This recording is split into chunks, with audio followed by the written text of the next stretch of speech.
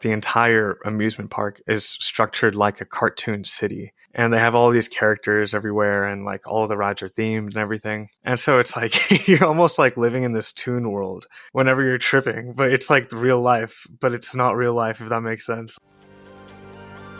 I'm Yuki, joined by my co-host Reggie, and you're listening to Modern Day Hippie, the podcast about doing drugs in a responsible, fun, and safe way to improve your life.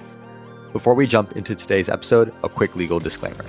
This podcast is for educational and entertainment purposes only. Our goal is to educate and inform others about the realities of substance use in an engaging format. By listening to this podcast, you agree not to attempt to recreate anything found in this episode or any of our other content. We are not confessing to any acts stated in this podcast. The content in this episode should not be treated as factual or real in any way. Now, with that, we hope you enjoyed today's show.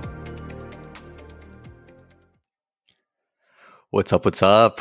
Reggie, I see you blowing smoke clouds right now. What are you smoking over there? What's up? Yeah, man, I'm smoking some unicorn milk, 0% nicotine, whatever unicorn milk is. Is it fruity or what? It's actually kind of like a strawberry milk flavor. It's pretty good. It's kind of creamy and sweet. And the nice thing about these 0% nicotine vapes is that they have like way more of a flavor profile than anything that does have nicotine.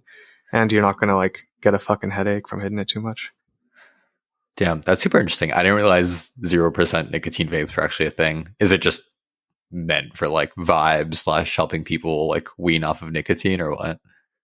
I'm not sure what it's meant for, but I remember we would hit shit like this in high school. I'm not going to lie. Because it's like we wanted to smoke, but we didn't want to be doing nicotine when we were like 18 or 16. Dude, I'll be honest. I didn't even know vapes existed when I was in high school, bro. Bro, we went to the same high school. No, I know, but we hung out with pretty different crowds, I think. Yeah, to an extent. Yeah. But on today's episode, we're going to tell a story that we've referenced quite a bit in the last couple of months here, and that is our acid / shrooms trip at a amusement park. Like we're talking roller coasters, we're talking top-notch rides with a pretty big group all on psychedelics. So it was a good ass time, and we've been excited to tell the story for a while now. But first, I had something in mind.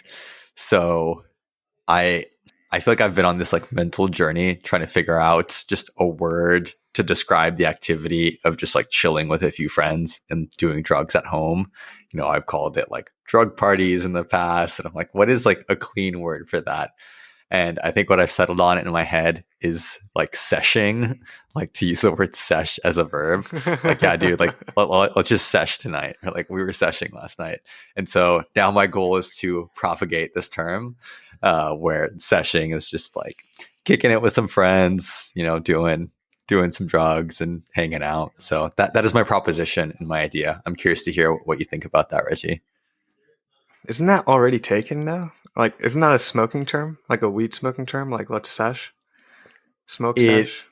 It definitely could be. I'm not plugged into that aspect of the drug community as much, but I could see that being a thing. Like smoke sesh. Either way, I think it's a dope word, so might as well use it for other things too. All right, man. Let's fucking sesh it. All right, you want to set the scene for our story here? Kick us off. Yeah, so this was a couple of years ago. We took a trip down to Six Flags, and we had a group of probably like 6-ish people. And I think all of us, except maybe 1 or 2 people, or maybe just even one, was decided like, hey, let's do some psychedelics before we go to Six Flags. So we pull up to Six Flags and we get into the parking lot, and then we have some shrooms and some acid on us. And some of us took shrooms. Go ahead. Yeah, and it was such a vibe too, because I think we all pulled up in like Suburban or something. I forget which of our friends was driving, but we pulled up to the parking lot. You're like in this like beast of a vehicle, and we just got like a bunch of drugs on board. We're like, all right, who wants acid? Who wants shrooms? Like it was kind of a pick of the litter free for all. So that was a vibe. Mobbing, bro. Yeah, we were mobbing. But yeah, so we had acid and shrooms, and some people did acid, some people did shrooms. I did both. Yuki, what did you do? I'm trying to remember. I I think you did acid, Yeah, I and your think I did. girlfriend did shrooms because she was Yeah. complaining about the timelines not Mm, being as good for yeah, how and long I you were know. there. Yeah, and I remember she got like a tummy ache like an hour or two in when we started going on rides. Yeah, so I took half a tab of acid, I believe. I was like, I want to trip, I want to feel it, but I also didn't want to go way overboard. Just kind of being aware of my limits in that sense. Yeah, and I took half a tab of acid plus 1.5 to 2 grams of shrooms. We didn't really measure it, so I don't really know. Yeah, we were just kind of YOLOing it. We're like, this is a very half baked idea. I think we all bought tickets to go to the park like a few days prior, and we're like, fuck it, let's just do this. And we'll have a story to tell at the very least afterwards, but we're not sure how it's going to go during the actual day. Yeah, so we pull up into this park, and obviously, like the nice thing about psychedelics is that they take a little bit of time to hit you whenever you ingest them that way, like orally. And so we were like completely fine just going through whatever security or whatever. Not that we wouldn't be fine when we were tripping, like we definitely would have, but like it's just one less thing to kind of worry about if you have anxiety. Yeah, and it was like super chill. It was a nice like summer day or something. At least it felt like that. Like sun was out, lines weren't super crazy, and I think the park opened at like 10 or 11 a.m. It was like relatively late, but we went like straight to the back of the park because that's it's definitely prime like amusement park strategy. Start from the back and work your way to the front to minimize the lines. Yeah, so as we're walking through this park, the after a while the psychedelics start kicking in. And it was super dope because for those of you who have been to Six Flags, you know that the entire amusement park is structured like a cartoon city. And they have all these characters everywhere, and like all of the rides are themed and everything. And so it's like you're almost like living in this toon world whenever you're tripping, but it's like real life, but it's not real life, if that makes sense. Like, Yeah, dude. Honestly, it makes me think like I feel like Six Flags has the themes to an extent. I've never done psychedelics at like Disney World or Disneyland, but that would be like another level because they're like so immersive with their different parts of the park. And Six Flags does that to an extent, but like the focus is definitely on the rides. So I'm gonna add that to my bucket list, like tripping pretty hard at Disneyland. that sounds like a vibe. That'd be I've been hype. like blackout drunk at Disney World, that's for sure. Did you do the around the world at what was it, Yeah, man, I Epcot? drink at every country. Dude, there's fucking like 12 of them. I know, that's why I blacked out. No, it's definitely like a thing to do. I'm familiar with it. I haven't done it yet, and I probably never will at this point. But I've heard many stories about the Epcot around the world drinking because each section has its own unique cocktail or drink, and yeah, definitely sounds like a good time. Dude, on a side note, for the USA, they just had White Claws, and they wouldn't even give you the cans. They would just pour it into a cup. It's like, what the hell? You just paid like $5 for a White Claw, like. Dude, it was probably way more than $5. No, I think it was $10. I don't Jesus remember Christ. honestly, but either Yeah, way, I it was. remember. I just remember it being so ridiculous. Like, Yeah, I remember last time I went to Disney World was a couple years ago. Actually, the company I was working for at the time like paid for us to go to Disney World for a couple of days, which was really nice and random and clutch. And I think we got drinks at like one or two of the places, but I'm like, dude, each one of these drinks was like $12 to $15. It's like theme park, like Disney World prices. And I'm like, man, I just don't want to pay like let's say $12 12 different times just for these drinks. yeah, it racks Um, up. and at the time, I was like, nah, I don't know if I want to spend my hard-earned money on that. Yeah, Yeah, yeah. man. Now that's an easy choice for you because you don't drink anymore. So. No, exactly. I missed my window to do it. It's whatever. I'm not too upset about it. No, it's. I mean, it's whatever. Anyways, so back to Six Flags. So we go on our first ride while tripping, right? And I think it was the Superman. It's like this Yeah, giant it loop, was. and Dude, you I mean, dangle your feet. yeah, it's a massive roller coaster. It's kind of one of the handful of really iconic ones at Six Flags, and it kind of starts off like the track goes like up the side of a cliff, and then you drop into this like massive loop, and then you're just twisting and spinning. And it's chaotic and like really fucking fun. Yeah. So Yuki, I'd like to get your take on this because actually, for me, that was kind of being on that ride while tripping was kind of my realization that psychedelics take away a lot of the fun from roller coasters, because for me personally, I was so relaxed while tripping and so like distracted by all of the like the views that you get from the top of the roller coaster, frankly, that I didn't get any sort of like adrenaline rush or that feeling in your stomach when you're going down a roller coaster. I was just kind of like chilling, enjoying like all of the visuals. And it almost felt like someone just like I just sat in a seat and then someone like turned on a fan to my face and then and then I was just like looking around at this beautiful like moving environment around me. It was cool, Right. but not the same thing as like what you'd expect from a roller coaster experience. What was your experience like? Yeah. So for me, I think I was still coming up on my trip. So I wasn't like 100% there. But I do remember it similarly. Like I was pretty chilled out. I didn't have any like, crazy visuals at that point. But I felt very relaxed. It was like, okay, like, this is nice. I think it also helped. Like it wasn't my first time going on that ride. Like I'd been on it before. So I kind of knew what to expect and was totally chilled on it. But it was a nice time. Like it was a chill roller coaster. And I've never had any issues with like roller coasters or fears of going fast or whatever. So I enjoyed it. Like I think similarly was pretty relaxed. I think it was only after we got off that first ride that I really started feeling like loopy a little bit, and really like tripping a bit more. And I think the next like memory that sticks out to me from that was we were waiting in line for this new ride, which was like a Wonder Woman themed roller Oh coaster that my I think had god, I just forgot about that. yeah, that I just like launched earlier. And I remember by that point, so the park had filled up. It was, like probably 2 or 3 hours into the day. And so it was midday. It actually had gotten really hot. Like the sun was just like beating down on us. And, we're probably waiting in line for this roller coaster like at least an hour, maybe an hour and a half. And I remember just like covering myself with like, I think I had a sweater or a jacket because it was kind of chilly in the morning. It's kind of made like a sun shelter for myself, and I was wearing sunglasses. We're waiting for this ride. And I remember in that way, like that was one of the times that I most acutely felt like I was tripping. Mostly just because, right, we were with this group. We're all just like homies. And so while we're waiting, we're just kind of goofing off, finding random things to talk about, to laugh about. And that way, I know it was a while, but it went by so quickly because we're just like, we're just chilling. Dude, it We're made the like, lines so much fun. Like the lines were like yeah, enjoyable, especially with all the decorations they have to like kind of hype you for the ride. Like, no, exactly. And like we got to the ride and the ride was super solid. Like that was my first time going on that one because it was pretty new.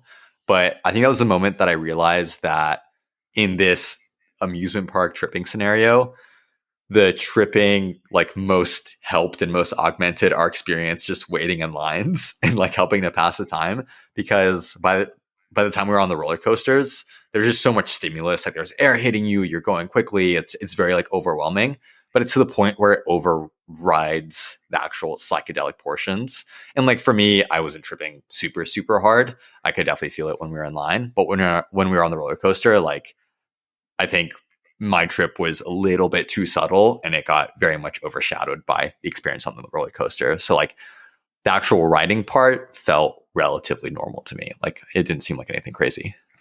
but did you still get like the adrenaline rush, or were you more like relaxed almost? Maybe that's just me, dude. I don't know.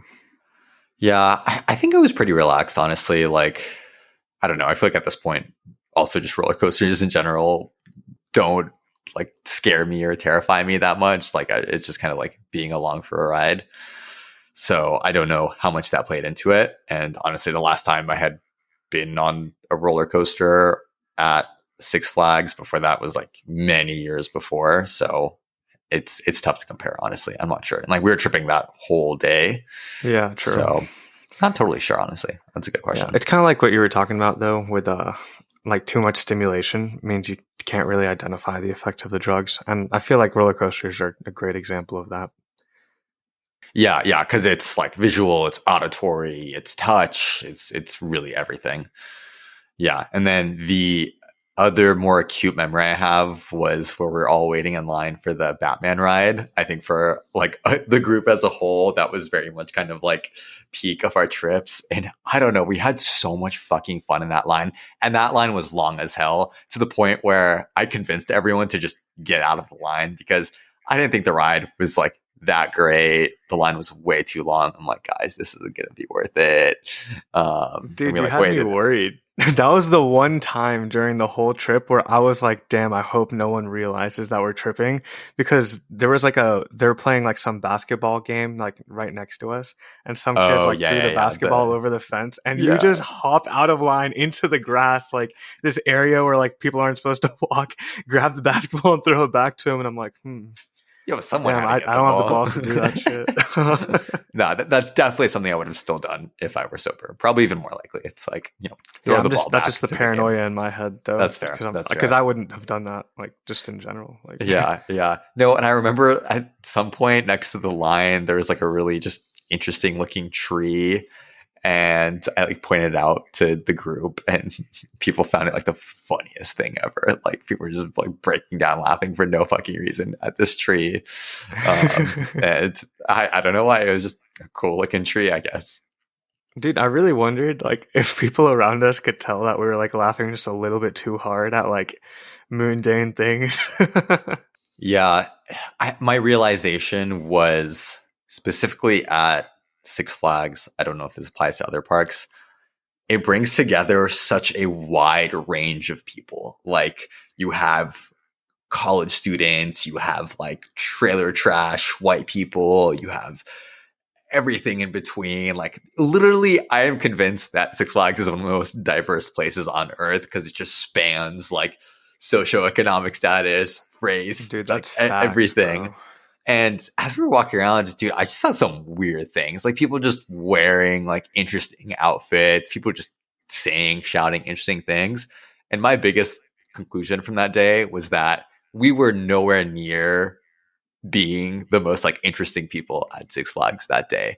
Like us laughing, goofing off, I think we were like relatively normal compared to Dude, just like a honestly, you're lot of the right. like wild people out at Six Flags. Like that place is a trip like on its own. Just like the people that it attracts and gather there.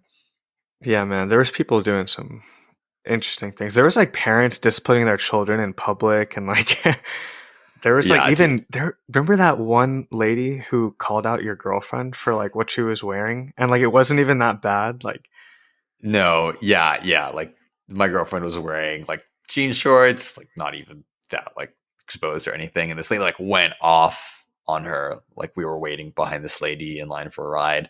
And my girlfriend was like mid trip. She was like not comfortable at all. And I was like not in a mindset where I was gonna like, kind of like fight her off and be like, hey dude, like mind your own fucking business.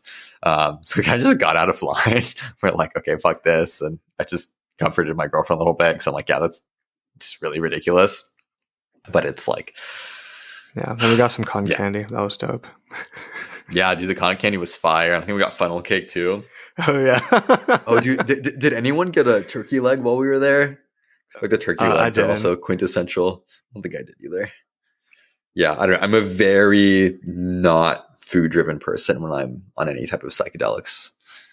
Oh, the dipping dots went hard. Just like the texture Oh, of them when you're tripping. I don't know. It was just interesting to me. dude, Dippin' Dots are awesome. I don't know why, but I specifically associate Dippin' Dots with water parks. Like, I think that was just the scenarios that I had them a couple of times growing up. And, dude, tripping at a water park would be especially cool. I don't know. I like really like water and swimming and shit like that. So I don't think it'd be dangerous or anything. Like, I think I could just vibe on the lazy river all day just Yeah, on we should do psychedelics. I that. think I'd have a great time. We should honestly do that next. I'm down. Yeah. I will say, as far as other realizations during that trip, I think the fact that some of us took shrooms and some of us took acid really highlighted the difference in timelines for those drugs. Because, like, if I'm being honest, I think acid was the move. And, like, I'm glad I took both, but, like, I feel like I felt bad for the people who did shrooms because they just kind of stopped tripping after like 4 or 5 hours. Like, and we were Yeah. still going, having a great time at Six Flags. Like, Yeah, it's like stop tripping, and then shrooms usually I feel like upsets people's stomachs a little bit more. So I think one or two people from our group got like a little bit nauseous after that first ride that we were on, and just had to sit down for a bit and chill, which totally makes sense. And also, I think acid is just a little more visual and like intense in that way. And honestly, I think me doing half a tab was like pretty perfect. I could have gotten away with doing a bit more, but like I was very content with that experience. The timeline was perfect for our day. And literally by the time we were leaving that, I don't know, late afternoon, early evening, I was like all good. I was like, I can drive if I need to. We can go back and just chill the rest of the evening. So that was really nice. Yeah. What was your experience like mixing the two? Because actually, I don't think I've ever taken LSD and shrooms at the same time. It was cool. I think it just kind of, in my opinion, I had the benefits of both drugs. So the longevity of the acid, and then like some of the more visual, like shrooms type visual characteristics from the shrooms, also mixed with the visuals from the acid. But the coolest part for me was that I had two peaks. So Right. like they peak at different times, and so I got to peak once off the shrooms, then I got to peak again off the acid. I don't remember which one happened first, nor do I really know how to even tell. I guess that much. Like, but yeah, that was pretty cool.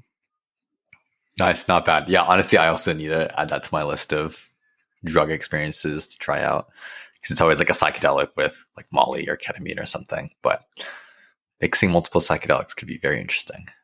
Yeah. And I think the other aspect of that day that I really appreciated was it was just a solid group of people. Like we were like pretty tight knit group of friends.